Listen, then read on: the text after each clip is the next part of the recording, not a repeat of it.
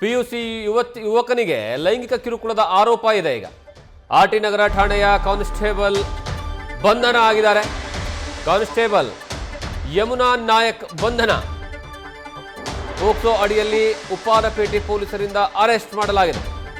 Freedom ಪಾರ್ಕ್ಗೆ ಕರ್ತವ್ಯಕ್ಕೆ ನಿಯೋಜನೆ ಮಾಡಲಾಗಿತ್ತು ಯಮುನಾ ಅವರನ್ನ.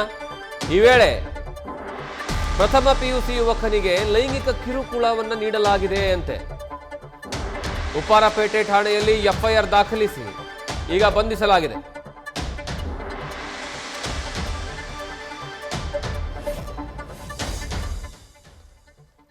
ಇದು ಒಂದು ರೀತಿಯ ವಿಚಿತ್ರ ಪ್ರಕರಣ ಅಂದ್ರೂ ತಪ್ಪಾಗೋದಿಲ್ಲ. ಕಾರಣ ಏನು ಅಂದ್ರೆ ಸ್ವತಃ ಕಾನ್ಸ್ಟೇಬಲ್ ಅವರೇನಂದ್ರೆ ಯುವಕನಿಗೆ ಕಿರುಕುಳವನ್ನು ಕೊಟ್ಟಿದ್ದಾರಂತೆ. ಇವು ಫೋಟೋದಲ್ಲಿ ನೋಡ್ತಾ ಇದ್ರಲ್ಲ, ಯಮುನಾ ನಾಯಕ್ ಅನ್ನುವಂತಹ ಕಾನ್ಸ್ಟೇಬಲ್ ಪಿಯುಸಿ ಓದ್ತಾ ಇರುವಂತಹ ಅಪ್ರಾಪ್ತನಿಗೆ ಕಿರುಕುಳವನ್ನು ಕೊಟ್ಟಿದ್ದಾರಂತೆ, ಲೈಂಗಿಕ ಕಿರುಕುಳವನ್ನು ಕೊಟ್ಟಿದ್ದಾರಂತೆ.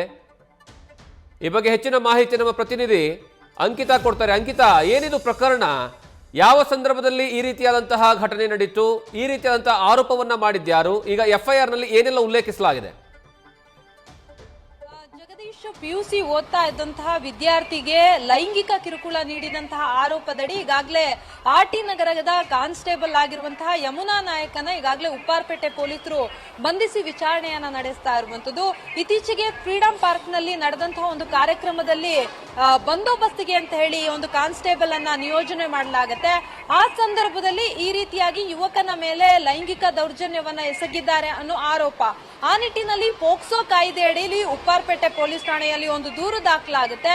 ಆ ದೂರಿನ ಅನ್ವಯ ಪ್ರಕರಣ ದಾಖಲಿಸಿಕೊಂಡಂತಹ ಪೊಲೀಸರು ಆರ್ಟಿ ನಗರದಲ್ಲಿ ಕಾನ್ಸ್ಟೇಬಲ್ ಆಗಿ ಕೆಲಸ ಮಾಡ್ತಾ ಇದ್ದಂತಹ ಯಮುನಾ ನಾಯಕನ ಈಗಾಗಲೇ ಬಂಧನ ಮಾಡಿರುವಂತದ್ದು.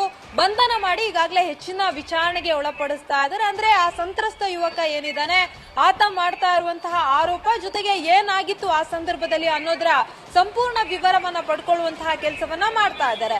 ಒಂದು ಕಡೆ ಆರೋಪಿಯನ್ನ ಬಂಧಿಸಿ ಆತನ ಹೇಳಿಕೆಯನ್ನ ಕೂಡ ಪೊಲೀಸರು ದಾಖಲಿಸಿಕೊಳ್ತಾ ಇರುವಂತದ್ದು. ಮತ್ತೊಂದು ಕಡೆ ಸಂತ್ರಸ್ತ ವಿದ್ಯಾರ್ಥಿ ಏನಿದ್ದಾನೆ ಆತನ ಬಳಿಯೂ ಕೂಡ ಒಂದಷ್ಟು ಮಾಹಿತಿಯನ್ನ ಪಡ್ಕೊಳ್ಳುವಂತಹ ಕೆಲಸವನ್ನ ಮಾಡಲಾಗತ್ತೆ.